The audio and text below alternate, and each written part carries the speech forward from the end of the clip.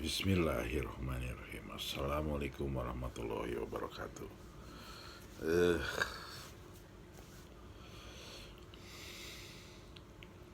Hari ini tanggal 12 Januari 2021. Alhamdulillah, saya sehat, keluarga juga. Semoga Anda semua sehat. Beberapa teman masih belum sehat benar. Saya doakan juga, semoga Allah berikan kesehatan. Jadi tolong jaga diri.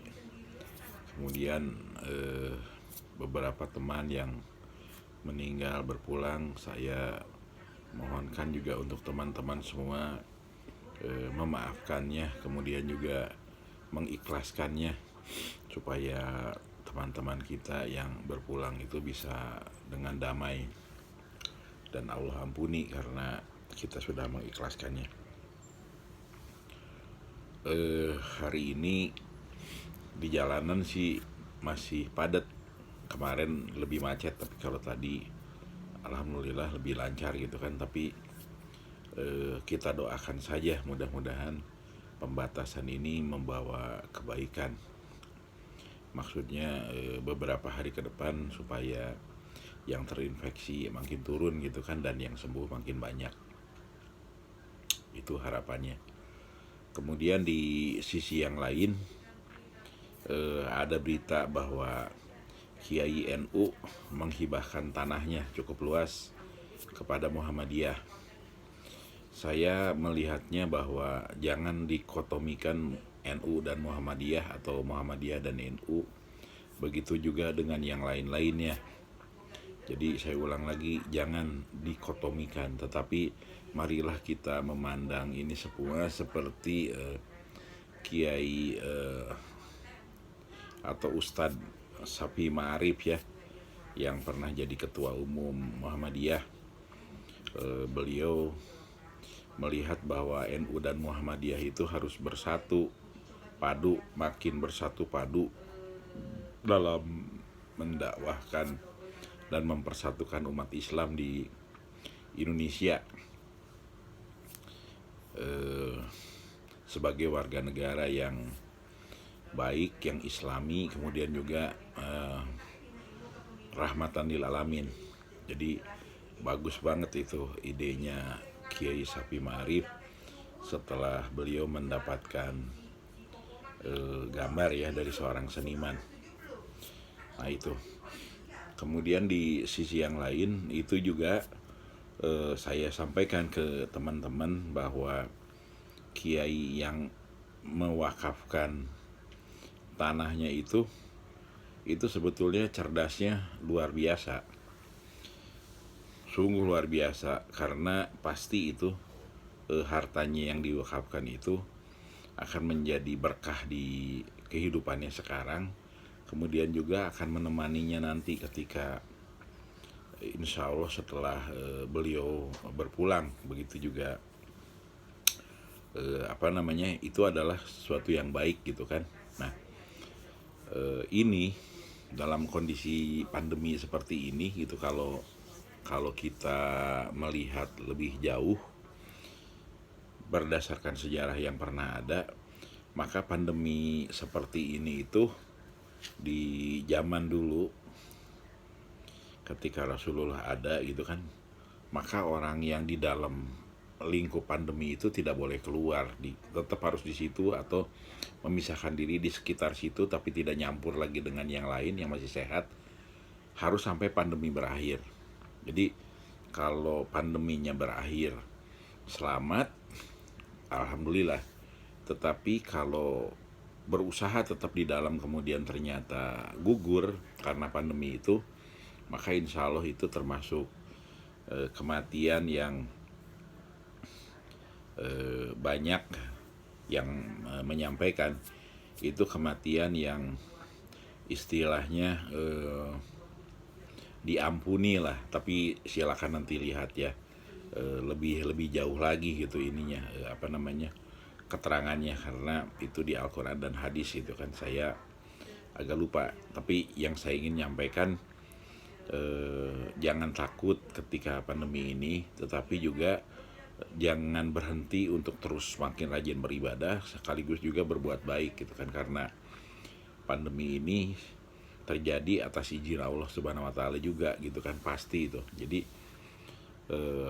diulang lagi, di sebuah wilayah itu ya udah, kalau yang itu pandemi, kalau nggak sempat dipisahin orangnya, wilayahnya ditutup. Jadi kalau Indonesia misalnya pandemi, ya udah Indonesia ditutup dulu tuh dalam artian jangan kemana-mana ya. Yang masalah itu kan awalnya dari Wuhan, kalau kita dengar ini Wuhan yang ditutup tapi orang Indonesia dibalikin, apa segala macam kejadian nyampur-nyampur.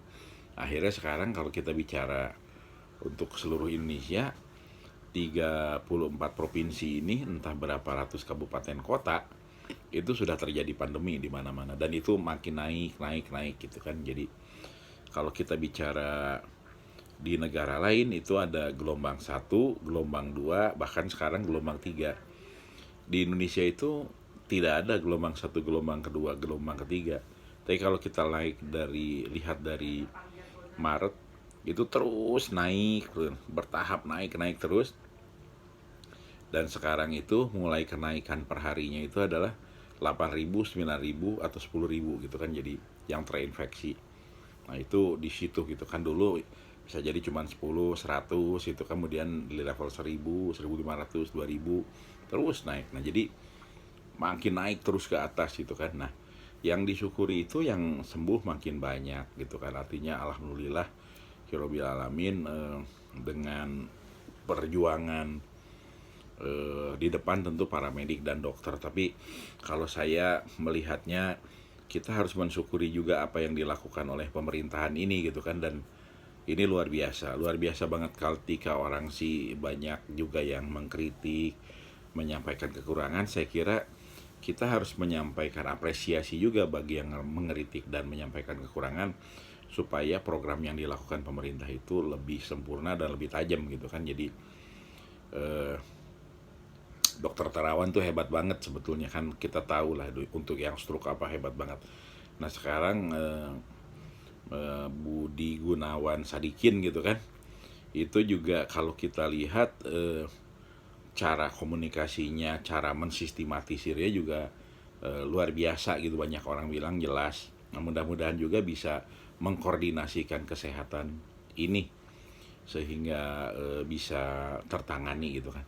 Jadi saya sih pengen nyampaikan gitu kan, kalaupun ada kekurangan, bukan saya menyatakan tidak ada kekurangan, semua sempurna gitu, karena saya juga tidak menyatakan tidak tahu mana yang seharusnya paling sempurna, karena ini semuanya masih berjalan. Tapi doa saya, dan saya juga mengajak kepada seluruh bangsa Indonesia, mari kita doakan apapun yang sedang terjadi saat ini adalah bagian daripada jalan yang kita usahakan, kita doakan yang paling baik buat negeri ini, yang ujungnya adalah bangsa ini selamat gitu kan.